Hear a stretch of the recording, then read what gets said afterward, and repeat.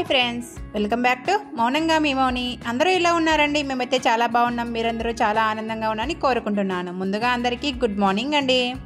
రథసప్తమి పూజ అనగానే మార్నింగే పూజ చేసుకోవాలి కదండి. అంటే ఈవినింగ్ చేసుకోవడానికి కుదరదనమాట. మార్నింగే భగవానుడు వస్తూ ఉంటాడు కాబట్టి మార్నింగే రథసప్తమి పూజ చేసుకుంటూ ఉంటారు. నేను చెప్పేదాన్ని బట్టి మీకు అర్థమైపోయి ఉంటుంది కదండి. నేను రథసప్తమి పూజ బ్లాగ్ అయితే షేర్ చేస్తూ ఉన్నాను. వీడియో నచ్చితే చిన్న లైక్ ఇచ్చి సబ్స్క్రైబ్ చేసుకోండి. రథసప్తమి పూజ అనగానే ఇంటి ముందు రథం ముగ్గు అయితే వేస్తాం కదండి. నేను కూడా ఇంటి ముందు అయితే రథం ముగ్గు వేసానండి. సింపుల్గా వేసాను అనమాట. రథం ముగ్గు ఎలా ఉందో కింద కామెంట్ సెక్షన్లో కామెంట్ చేయండి. ఎక్కువ హంగు ఆర్బాటలు లేకుండా సింపుల్గా వేయడానికైతే చాలా బాగుంటుందండి ఈ ముగ్గు అయితే.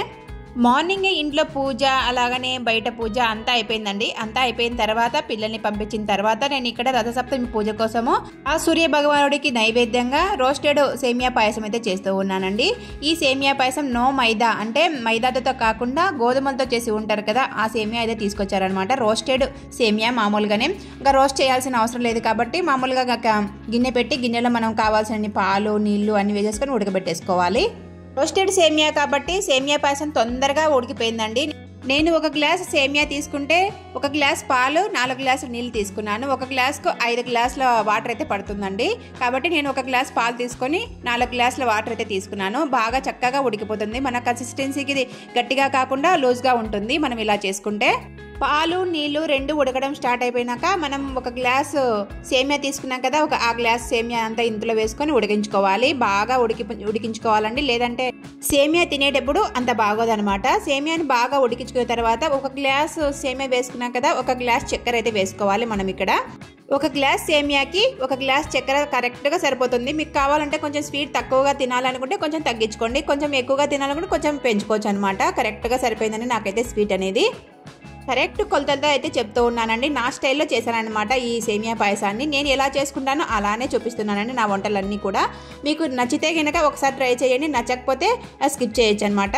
చక్కెర వేసిన తర్వాత చక్కెర కరిగే వరకు అక్కడే ఉండి కలబెట్టుకుంటూ మనం చక్కెర వేసి కరిగిన తర్వాత అయితే ఇక్కడ నేను కొబ్బరి తురుము అయితే వేసానండి. కొబ్బరి తురుమును నేతిలో వేయించి మరీ వేసాను అనమాట. ఇలా నేతిలో వేయించడం వల్ల చాలా చాలా బాగుంటుందండి ఈ కొబ్బరి అంతా. అప్పుడు మనకు ఆ కొబ్బరి అనేది పంట కింద పడి చాలా టేస్టీగా వస్తుంది. మీరు కావాలంటే జీడిపప్పు వేసుకోవచ్చు, బాదం పప్పులు వేసుకోవచ్చు, కిస్మిస్ వేసుకోవచ్చు. నేను అవన్నీ ఏమీ వేయలేదు, ఇంట్లో ఏమీ లేవని చెప్పేసి. యాలకుల పొడి కూడా వేసానండి. ఆ క్లిప్ అయితే మిస్ అయిపోయింది అనమాట. ఇంకా మీరు యాలకుల పొడి కూడా వేసేసుకొని మనం కొద్దిసేపు ఉడికించుకొని మనం స్టవ్ ఆఫ్ చేసుకోవాలి. నేను స్టవ్ ఆఫ్ చేసే ముందర 1.5 టేబుల్ స్పూన్ నెయ్యిని అయితే యాడ్ చేశానండి. ఇలా నెయ్యిని యాడ్ చేయడం వల్ల సేమియా పాయసం అయితే అరోమాగా వస్తుంది, నెయ్యి స్మెల్ అంతా వస్తుందన్నమాట. కాబట్టి నెయ్యిని అయితే యాడ్ చేసుకొని ఖచ్చితంగా చాలా బాగుంటుందండి ఇలా పైన నెయ్యిని యాడ్ చేయడం వల్ల. రథసప్తమి పూజకి అయితే సేమియా పాయసం నైవేద్యంగా రెడీ అయిపోయిందండి. సేమియా పాయసం అయితే చాలా అద్భుతంగా వచ్చిందనమాట.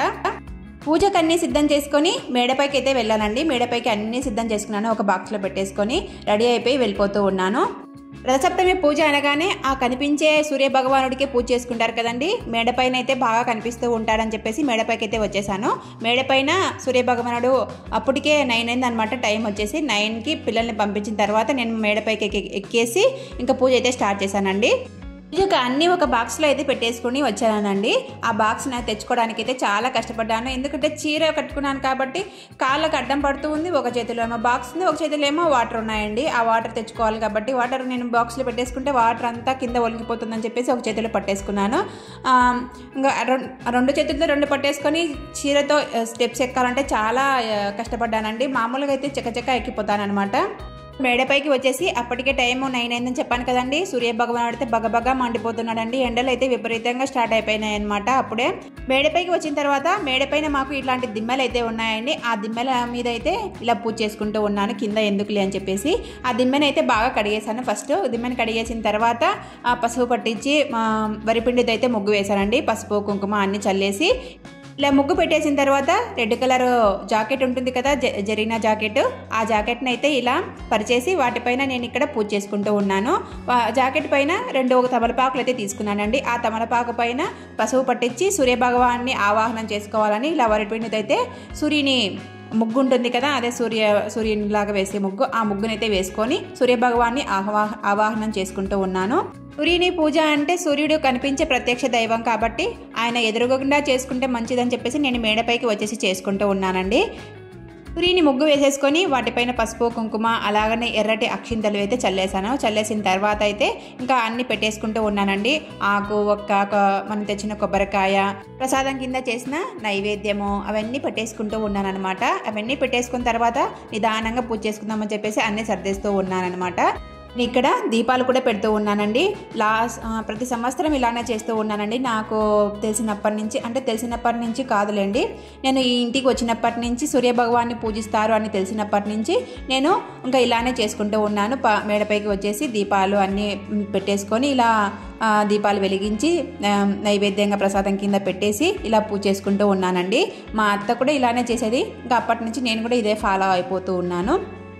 పూజ అనేది మన మనసుకు సంబంధించింది కదండి. మన మనసులో స్మరించుకుంటూ దేవుణ్ణి నేను పూజ చేసుకుంటూ ఉంటానండి.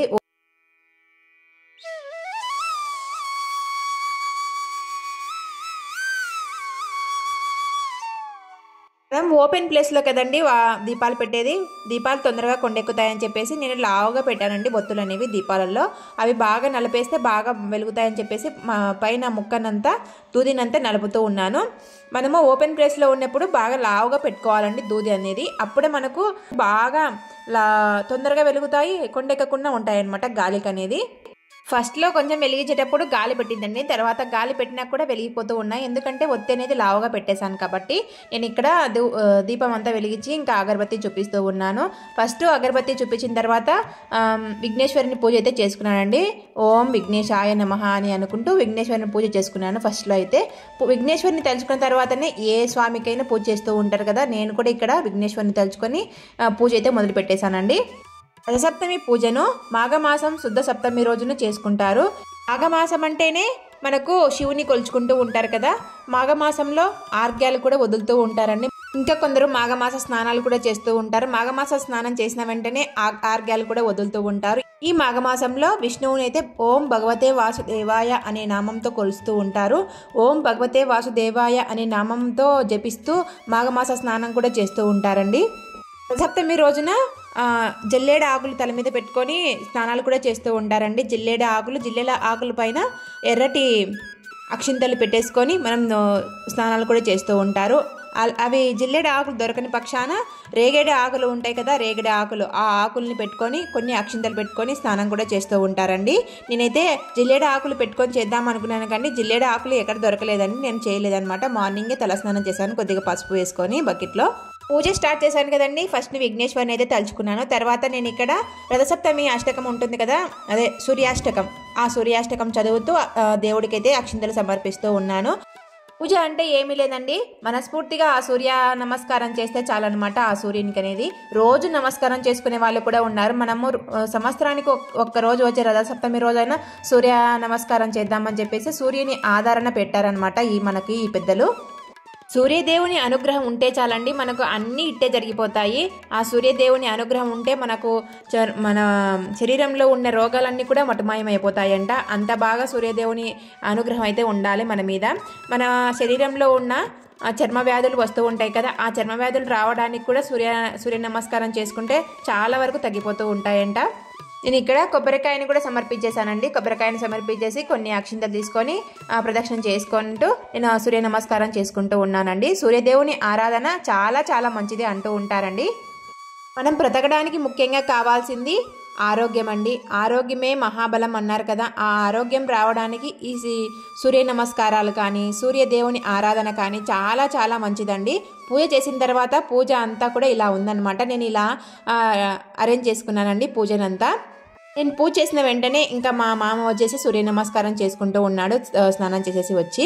ఇంకా నేను చేసుకున్న వెంటనే వరుసగా అందరూ వచ్చి చేసుకుంటారండి. కాకపోతే మా అత్తయ్య కొద్దిగా మోకాల నొప్పులు అని చెప్పేసి నేను ఎక్కలేనులేమ్మా అని అంటే ఇంకా మామయ్య వచ్చేసి దండం పెట్టేసుకుంటూ ఉన్నాడు. మామయ్య ఒక్కడు వచ్చేసి పిల్లలకైతే మార్నింగే నేను సూర్య నమస్కారం చేపించి పంపించానండి. అంటే ఇంట్లో దండం పెట్టుకున్న తర్వాత సూర్యునికి ఎదురుగా నిలబడుకొని సూర్య నమస్కారం చేపించి పంపించేశాను స్కూల్కి అయితే. ఇంకా వాళ్ళు కూడా సూర్య నమస్కారం అయితే చేసేసుకున్నారు. పూజ అంతా కంప్లీట్ అయ్యేసరికి 9:40 9:50 అయిందనమాట నాకు టైం వచ్చేసి. ఇంకా వచ్చిన తర్వాత తొందరగా టిఫిన్ తినేసి తర్వాత పాయసం తినేసి వంట అయితే ప్రిపేర్ చేశానండి. వంటలోకి ఇంకా కొట్టిన కొబ్బరికాయ అయితే ఉంది కదండి, ఆ కొబ్బరికాయ వేసేసి కొబ్బరన్నం చేశానండి. కొబ్బరన్నము అలాగనే మునక్కాడల కూర అయితే పెట్టేశాను. చాలా చాలా టేస్టీగా ఉందండి. మా పిల్లలు ఈ కొబ్బరన్నాన్ని అయితే చాలా ఇష్టంగా తింటారండి. 2 పూట్ల పెట్టినా కూడా తింటారనమాట. చాలా అంత ఇష్టం అనమాట ఈ కొబ్బరన్నము. కిందికి వచ్చేసరికి లేట్ అయింది కదండి. తినేసి నేను గిన్నెలన్నీ కడుక్కొని మళ్ళీ వంట ప్రిపేర్ చేసేసరికి నాకు చాలా టైం పట్టేసిందండి. హడావిడి అయిపోయింది అనమాట క్యారియర్ కట్టడానికి. ఈరోజు అయితే కొండ టాప్ అంతా అలానే ఉంచేసానండి, మళ్ళీ క్లీన్ చేద్దామని చెప్పేసి. తర్వాత నేను ఇక్కడ మిషన్ అయితే కొంచెం రిపేర్ వచ్చిందండి. ఆ రిపేర్ని అయితే ఇలా సాల్వ్ చేసుకుంటూ ఉన్నాను.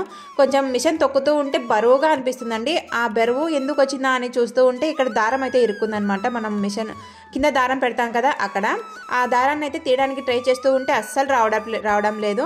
ఎంత ఆయిల్ పోసినా కూడా అస్సలు రావడం లేదండి.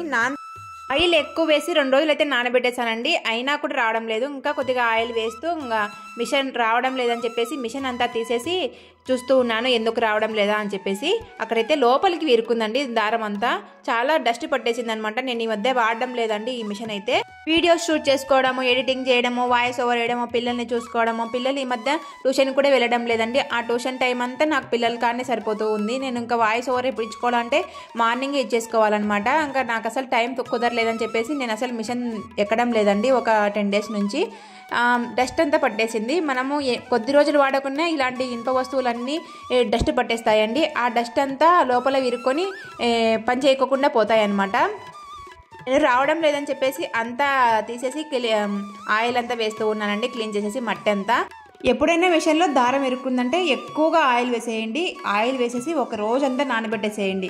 నానబెట్టేసిన తర్వాత మళ్ళీ రాకుంటే అది ఒకసారి ట్రై చేసిన తర్వాత మళ్ళీ రాకుంటే ఆయిల్ వేసేసి మళ్ళీ ఒక అర్ధగంట సేపు దాన్ని అయితే పీకుతూ ఉండాలా. మనకు అప్పుడు ఆ దారం అనేది బయటికి వచ్చేస్తూ ఉంటుందండి. నేను ఇక్కడ లోపల ఉంటుంది కదా ఆ బాక్స్లో కూడా మట్టి అంతా పేరుకుందనమాట, డస్ట్ అంతా. ఆ డస్ట్ అంతా ఆయిల్ అలంతా తుచ్చేసానండి, నీట్గా క్లీన్ చేసేసాను అనమాట మిషన్ అంతా. మనం ఈ మిషన్ని అప్పుడప్పుడు క్లీన్ చేసుకుంటూ ఉండాలండి. అప్పుడప్పుడు ఆయిల్ వేస్తూ ఉండాలి లోపల పార్ట్కి కూడా, లేదంటే స్ట్రక్ అయిపోతాయి అన్నమాట. స్ట్రక్ అయిపోతే మిషన్ తిరగడము అసలు తిరగదు, దారం అంతా ఇరుక్కుంటూ ఉంటుంది మనం మిషన్ తొక్కినప్పుడల్లా. అప్పుడప్పుడు ఇలా ఆయిల్ వేస్తూ మిషన్ అయితే కండిషన్లోకి తెచ్చుకుంటూ ఉండాలి. ఇదే అండి ఈరోజు బ్లాగ్ అయితే నేను చేసుకున్నటువంటి రథసప్తమి పూజ. అలాగనే మిషన్లో దారం ఇరుక్కుంది కదా, దాన్ని ఎలా తీసాననేది వీడియో చూపించాను. వీడియో నచ్చితే చిన్న లైక్ ఇచ్చి సబ్స్క్రైబ్ చేసుకోండి. నా వీడియోస్ యూస్ఫుల్ అనిపిస్తేనే సబ్స్క్రైబ్ చేసుకోండి. మరొక మంచి వీడియోతో మళ్ళీ కలుస్తాను. ఉంటానండి, బాయ్.